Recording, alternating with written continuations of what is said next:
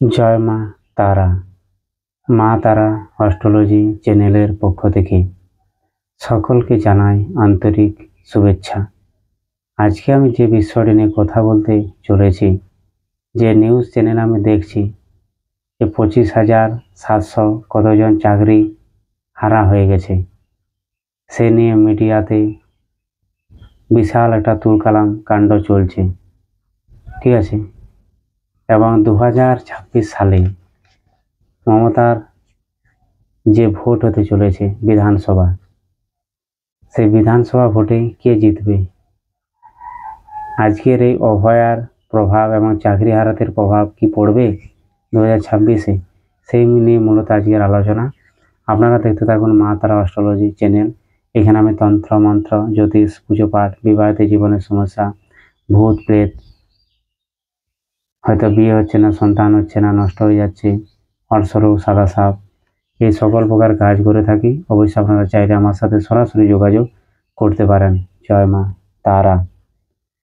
হয়তো আজ 25,000 মানুষের চাকরি গেছে, আজ মানুষ চিৎকার করছে, কিন্তু একবার এই কথাটা কেউ বলছে না, এই চাকরির যে আমরা হারিয়েছি এই পেছনে দায় কার?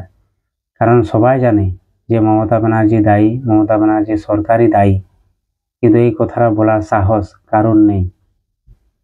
কারণ অভয়ার মতো একটা যে বড় অ্যাক্সিডেন্ট, বড় যে দুর্নীতি, এই মমতা ব্যানার্জি এবং বিনীত গোয়েল দুজনে মিলে যে এত বড় একটা সাংঘাতিক কাণ্ডকে ধামা চাপা দিতে পারে, আর কোথায় 25,000 চাকরি, এটা তো কিছুই নেই, তুড়ি মেরে গায়েব করে দিতে পারে। কারণ পশ্চিমবাংলার মানুষ, যারা বুদ্ধিজীবী মানুষ আছে, তারা তো মিডিয়ার সামনে বসে অনেক বড় বড় বাতলা ঝাড়ে, ঠিক আছে। তারা জানে যে বুদ্ধি দিয়ে কোনো কিছু করা যায় না। তারা একবার বলুক দেখি, একদম মিডিয়ার সামনে বলুক যে মমতা ব্যানার্জি দায়ী, মমতা ব্যানার্জি সরকার দায়ী। তাদেরকে বুদ্ধিজীবী থাকতে হবে না, তারা রাতারাতি গায়েব হয়ে যাবে। তার জন্য বলছি, হয়তো কলকাতার মতো জায়গায় বড় বড় শিক্ষিত মানুষ, বড় বড় সম্মান, ওরা নিজেদেরকে বিশাল এটা ভাবে যে আমাদের আগে মানুষ হয়তো পৃথিবীতে নেই, আমরা কালচারে হাব ভাবে সব কিছুই বড় ব্যাপার। কিন্তু কলকাতার মতোই জায়গায় প্রতিদিন দুর্নীতি বেড়েই চলেছে। কারণ একটাই, তারা বেশি শিক্ষিত, তারা বেশি বোঝে, আর সবচেয়ে বড় কারণ হলো তাদের পকেটে টাকা আছে। টাকায় সব, যা টাকা আছে তার আইন সে রাতারাতি পরিবর্তন করতে পারে। সেটা তার প্রমাণ হচ্ছে অভয়ার মতো কাণ্ড। এত বড় আন্দোলন, এত দিকে এত কিছু হয়ে গেল, এটা মিনিটের মধ্যে মানুষ ভুলে গেল। আবার কোথায় এসে পড়লো 25,000 চাকরি। আজ হয়তো যারা সত্যিকারের মানুষ, যারা হয়তো সত্যি করে পরীক্ষা দিয়ে ভালোভাবে সৎভাবে চাকরি পেয়েছিল, গরিব মানুষ, যারা গরিব ছেলে, তাদের অবস্থা কী হবে? আর যারা তো টাকা দিয়ে চাকরি করেছিল, তারা তো জানে যে আমাদের টাকা উঠে গেছে। তাই যোগ্য এবং অযোগ্য যে তালিকা, জীবনে কোনো দিন কোনো সরকার এটা ঠিক করতে পারবে না। মুখেও যতই বড় বাতলায় ঝাড়ুক না কেন, এটা কোনোদিন কেউ করতে পারে না। কারণ সবাই জানে যে আমি যদি যোগ্য অযোগ্য তালিকা বাছাই করে দিই, যাদের টাকা আমি নিয়েছি 10 লাখ 12 লাখ করে, তারা তো আমাদেরকে ছাড়বে না, তারা তো এসে আমাদের গলা ধরবে। তার জন্যই যোগ্য অযোগ্য কোনো প্রার্থী বাছাই করা যাবে না, কোনো সম্ভব নয়। কারণ মানুষ এখন কি হয়েছে, স্বার্থপর হয়ে গেছে।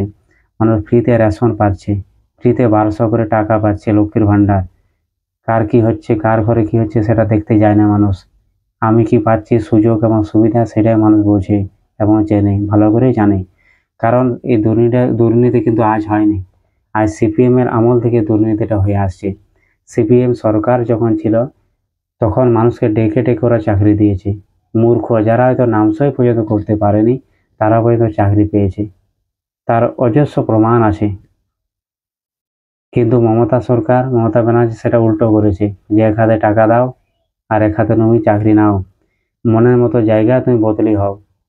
গ্রামে যদি করতে চাও 5 মিনিটের দূরত্বে, তোমার চাকরি যদি করতে হয় তোমার বাড়ির কাছে, তার জন্য একটা রেট আলাদা লাগবে।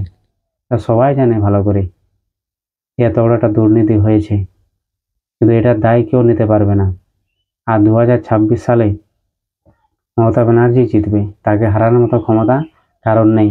কারণ যার সময় যখন ভালো চলে তাকে কেউ আটকাতে পারে না। কারণ মানুষ এত বড় দুর্নীতি ভুলে যাবে, আজ মরলে কালকে দুদিন, সেটা সবাই জানে। তার জন্য ওকে হারানোর দায় কেউ হারাতে পারবে না। এই বলে এখানে ভিডিওটা শেষ করছি। জয় মা তারা।